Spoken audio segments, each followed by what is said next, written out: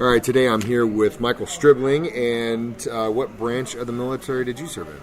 Hi, Mike. Yeah, I served in the United States Army for 21 years, 11 months. Wow, so career man. Yeah. What year did you get in? I joined in November of 1985. Okay. And I retired in January of 2007. Wow. So what'd you do while you were in the Army? Well, I picked a high-skilled profession. I was an infantryman. I just was good at carrying stuff on my back and walking around and losing stuff. So that's what I did for a lot of time. Is that the short description of an infantryman? I think that's the best one. Yeah. I'm good at carrying stuff and losing stuff. Yeah. I always say, if you need something lost or broken, I'm your guy. That's great. So were you in infantry the whole time? Yeah, I sure was. Wow. 21 years. Wow. Where'd you do your basic at? At Fort Benning, Georgia, home of the infantry. Yeah. Yeah, Gosh, and, man. Did you spend any time overseas? Yeah, I spent one tour in Korea, and I spent about 4 years being stationed in Italy, which is wonderful. Unfortunately, the global war on terror started about the same time, so I had to spend a lot of time in Iraq and Afghanistan. In the Middle East then, too. Yeah, and wow. didn't get to spend a lot of time in Italy. No, but you were technically stationed there, Yeah, but you just weren't actually there. Yeah, that's right. Oh, what a drag. Exactly. I was like, my next question was like, okay, so what'd you do in Italy? Well, I flew to the Middle East. got a lot of mail sent there. But Yeah. But no, it is a nice place. We got a couple months there to tour around. It was a beautiful, beautiful place. Yeah, I bet. In Europe in general, I'm assuming. Yeah, that's cool. So you didn't really get the German, because especially guys in the 80s, if they went in the Army, most of the time they're like, oh yeah, I was in Germany, the best thing in the world. No, the only time I went to Germany was either for medical, because they had the regional medical center. So whenever I got broken, I'd go up there and get repaired. And in our training centers, we were in Grafenwehr and Vilsig, Germany, where we did a lot of ranges and things like that. And for training, but we're in Germany, but we're outside in the rain and the cold, and so it wasn't like the great Germany that all the other guys get to go to. Yeah. Yeah. So did you, in that window, you would have seen a little bit of Desert Storm too? Yeah, that was my first. I joined in 1985. My first deployment overseas for a contingency operation was in Desert Storm. I went there in August of 1990 and left in April of 91. Okay. So I was there for Desert Shield and Desert Storm. Wow.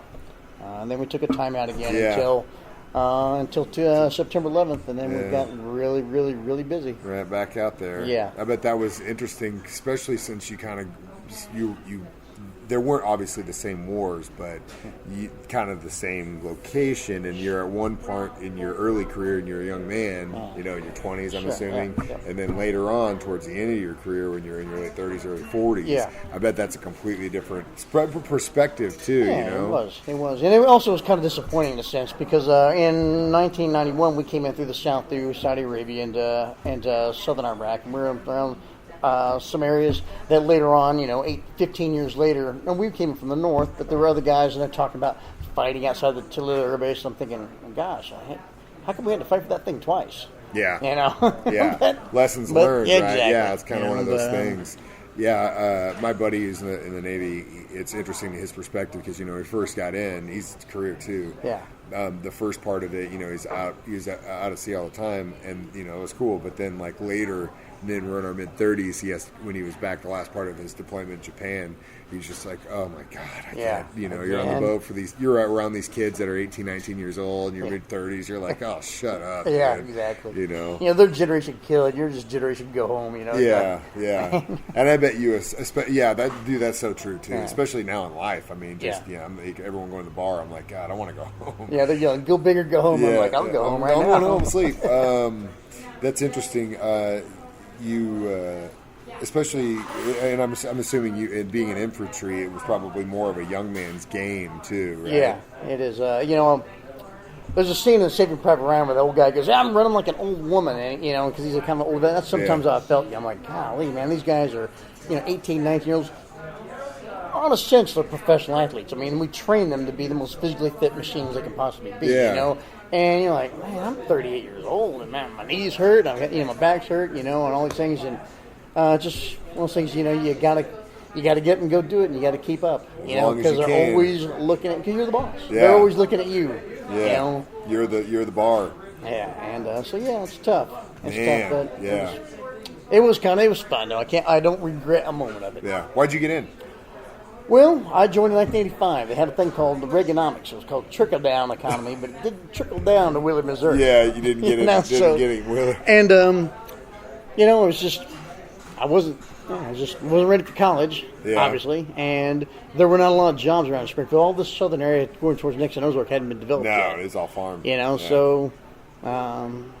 Let's get out. Join the Army, go to jail, one of the two. Yeah. So I joined the Army. That's good. And, That's cool. I'd planned on just doing 4 years, and I thought, well, I'm going to get some college money, I'm going to go become a stockbroker, and I'm going to move to New York, and I'm going to have all this money. And, I'd always played team sports growing up. Yeah. And then I just kind of fell into this whole military team environment. It was just something I really related to. Yeah.